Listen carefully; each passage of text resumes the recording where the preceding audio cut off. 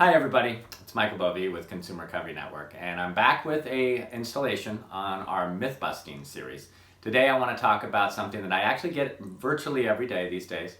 It's that when you pay a debt collection account, it gets more time and re-ages on your credit report for a whole new 7 years. A lot of people believe that. I'm not sure where they're getting that information, but it's absolutely categorically false. Myth is full on busted. Here's the thing. When creditors, when you don't pay them, like a credit card, you get a 30-day, 60-day, 90-day late pay, right? Culminates in 6 months of non-payment, they charge it off.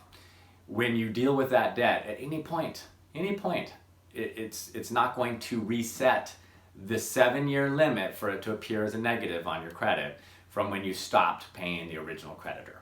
Doesn't matter if you settle with Citibank 7 months after you're late with them. Doesn't matter if you settle with a debt collector for Citibank 2 years after you stop paying Citibank. If you did that, it would come off 5 years later, a total of 7 years. Now, there are some things that have happened in the past and maybe some old internet sites that you might find where people rage and just go off about the fact that, well, I did it and they okay, well, was it, this is the last time they updated it, like date of last payment, DOLP. There are some variables here, and then there is a time, and it wasn't that long ago, it's definitely in my lifespan, in the 90s and certainly in the 2000s, where it was kind of like a little bit of the wild, wild west with debt collectors, debt buyers and stuff, and they would end up doing that. And now they can't really get away with that. One, you can dispute it off. Two, you can get them in trouble with a federal regulator that we didn't have until the CFPB came about as a result of the housing-led recession. So it doesn't happen anymore. If it does, it's correctable.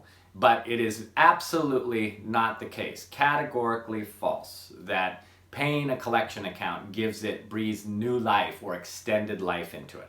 I want to run through a couple of scenarios that are common that I get emailed to me and people ask me on the phone during consults. But we'll keep picking on Citibank. So Citibank sells debt to debt buyers, 3 big debt buyers in the United States. And when they don't get paid for 6 months, they charge it off. Maybe they send it to a debt collector or 2 debt collectors, like I said earlier. And then eventually maybe they sell it. And let's say they sell it to Portfolio Recovery Associates, one of the biggest debt buyers in the US. Well, PRA might show on your credit report because they bought it, Citibank sold it to them. Citibank should be showing as a zero balance charge off. There's no money owed to them anymore. They sold the legal rights off to PRA, and now PRA is showing. So is PRA a whole new 7 years than Citibank's 7 years? Let's say that PRA bought it 2 years after you stopped paying Citibank. Well, PRA is beholden to remove it within 5 years from that purchase. It's going to fall off, should fall off at the same time that the Citibank one falls off after 7 years, right? So let's say PRA buys it and you settle with them a year after they bought it. So 3 years into this delinquency. It's still only going to appear for 4 years, but here's the kicker. So right now, at the time of this recording, many of the major debt buyers in the United States have adopted a policy to delete paid trade lines, right? So when you resolve with them, doesn't matter if you pay in full or pay for less. PRA adopted this a little over a year ago. Midland Funding started it off over 2 years ago.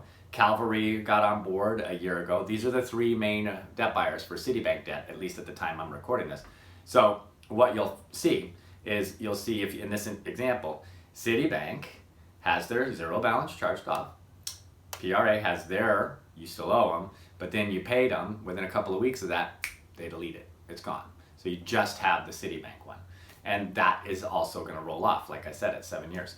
What if you're sued? Well, I have another video up. It's a couple of years ago now, but in July of 2017, as a result of a major settlement with 32 state attorney generals, the credit bureaus, Equifax, Experian, and TransUnion, no longer report judgments on your credit report.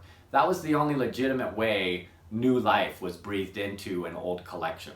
Settling with a debt collector, settling with your bank, none of it breathes new life. Back then, you could have a judgment get a whole new set of downs, a whole new 7 years to report as a negative as a result of the court action. That doesn't happen anymore because the vast majority of judgments no longer appear on our credit report. Not ones that happened in 2013 and not one that happened in 2020. So that was the only way that could happen, and it doesn't happen anymore. So basically, if you are thinking about trying to improve your credit because you have some unpaid collections out there and you're worried like, well, I read about this and it's like, why would I if it's just going to give it new negative or longer negative. I'm just not going to do it.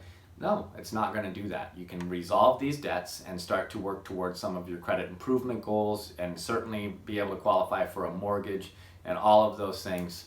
Myth busted. See you on the next video.